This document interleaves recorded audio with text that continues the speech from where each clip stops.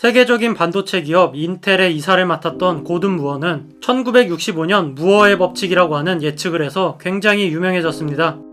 무어의 법칙이란 반도체의 성능이 18개월마다 2배씩 지수적으로 증가하게 될 것이라는 법칙이었는데요. 당시에 전문가들은 이 예측을 두고 많은 비판을 했는데, 그 이유는 이런 식으로 지수적인 성장을 하게 되면 45년 뒤면 반도체의 성능이 10억 배가 좋아져야 하는데, 이는 트랜지스터의 개수가 10억 배가 늘어나야 하기 때문에 이게 말이 안 된다고 생각을 했죠.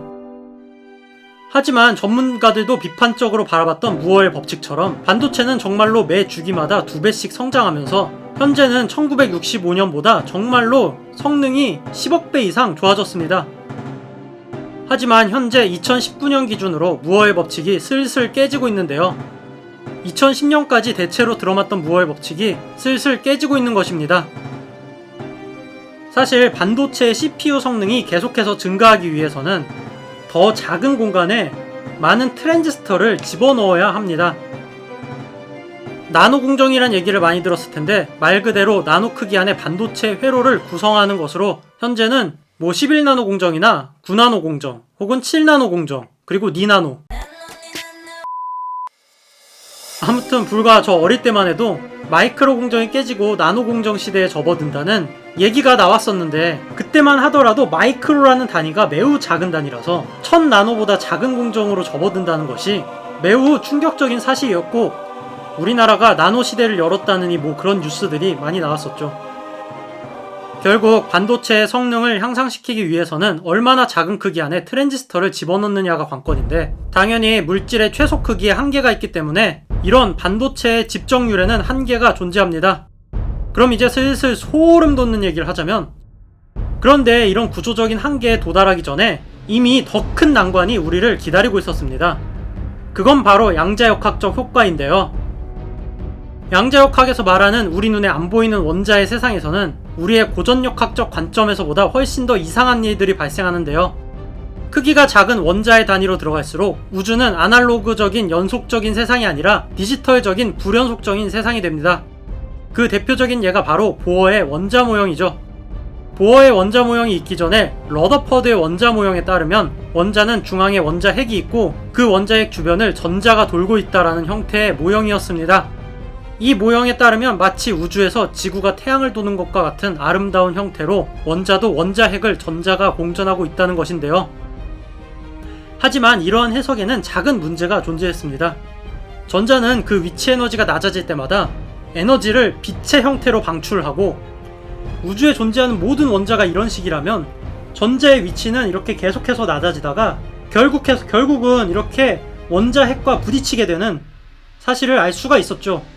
하지만 모든 원자가 이런 식이면 결국 위치 에너지를 빛 에너지로 방출할 때마다 빛 에너지로 에너지를 모두 다 방출하게 된 원자는 우주에서 전부 다 사라질 텐데, 이런 일은 일어나지 않고 있었죠.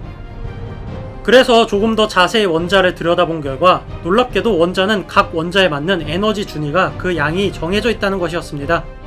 좀 더 쉽게 얘기하자면 원자 중앙에 원자 핵이 있고, 이 원자 핵으로부터 전자까지의 위치 에너지가 1, 2, 3 이런 식으로 정확히 정수배로 항상 일정하게 정해져 있다는 것이었습니다. 전자의 위치 에너지가 1.3이나 2.7 이런 숫자는 절대로 존재할 수가 없었던 것이죠.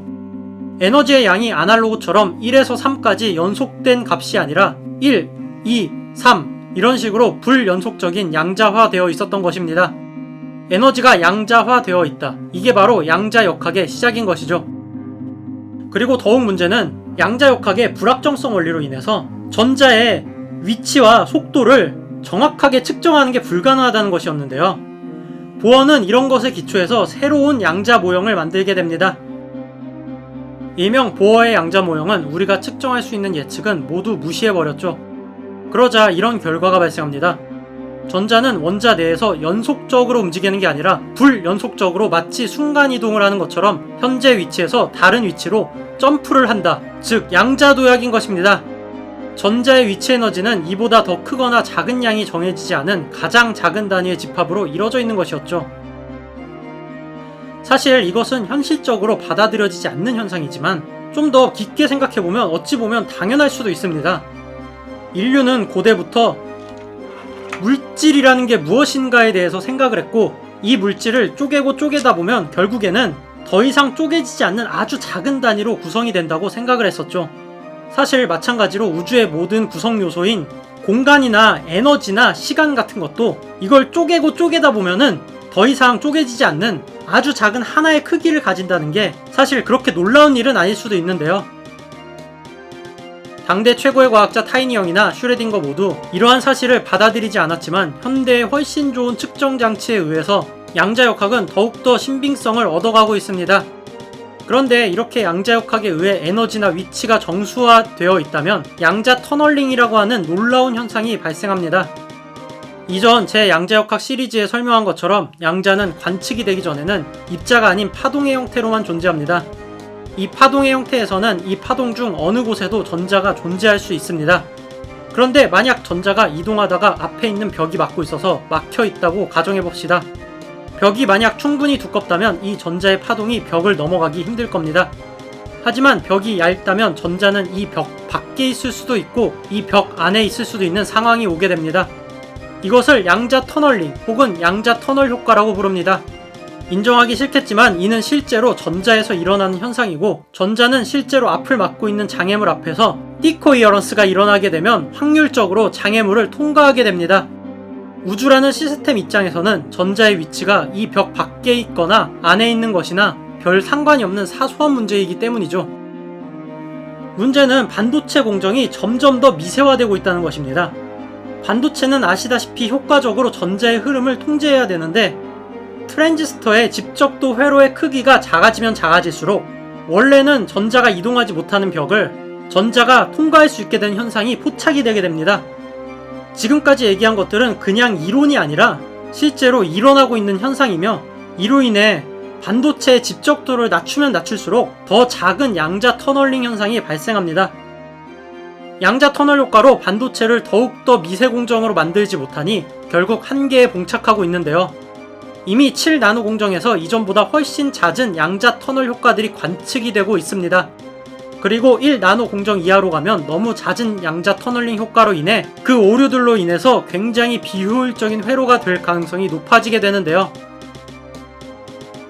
따라서 어찌 보면 구글이나 IBM 같은 회사들이 양자 컴퓨터를 개발하는 것은 시대의 흐름에 따라 결국 언젠가는 개발해야 될 기술들인 것인데요.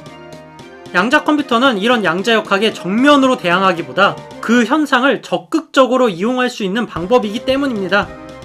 현재 메모리 반도체 미세 공정에서 선두를 달리고 있는 삼성전자나 SK하이닉스도 이런 어쩔 수 없는 양자 터널 효과를 어떻게 풀어갈지 정말로 기대가 되는 부분입니다. 그럼 이만